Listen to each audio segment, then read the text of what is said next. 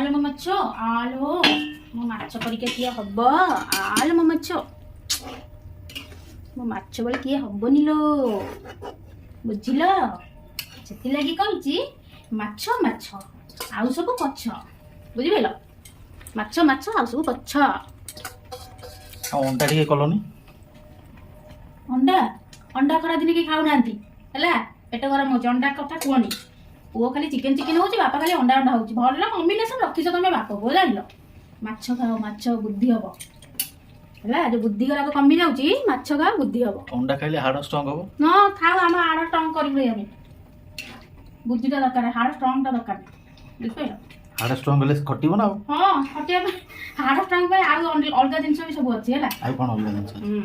ମାଛ ଖାଅ କଣ ମାଛ ଖାଲି ଅଣ୍ଡା ଅଣ୍ଡା ହଉଛ ଯେ କହିବା କଥା ନାଇଁ ଅଣ୍ଡା ଅଣ୍ଡା ଶୁଣୁଥିଲି ମୋ ମୁଣ୍ଡ ପୁରା ଗେଣ୍ଡା ହେଇଗଲାଣି ଖାଲି ଅଣ୍ଡା ପୁଅକୁ ଚିକେନ ଦିଅ ବାବାକୁ ଅଣ୍ଡା ଦିଅ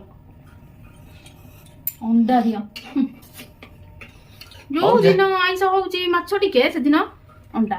ହଉ ଯାହା କରୁଛୁ ଆମେ ଟିକେ ଖାଇଦବା କଥା ଆଉ କଣ ଟିକେ ନାଇଁ ଖାଇବ ସଫିସିଏଣ୍ଟ ବୁଝିପାରିଲ ସଫିସିଏଣ୍ଟ ଖାଇବ